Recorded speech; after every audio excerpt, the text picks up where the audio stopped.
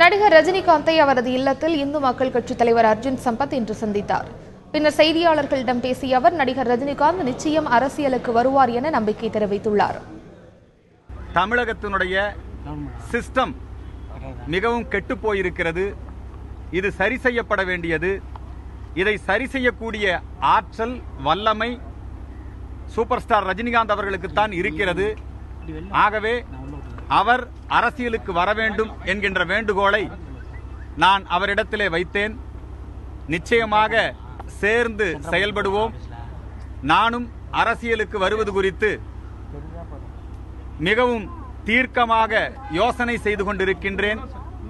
நிச்சயமாக நான் இந்த தமிழகத்திற்கு ஒரு நல்ல மாற்றத்தை ஏற்படுத்த பேருதவியாக இருப்பேன்.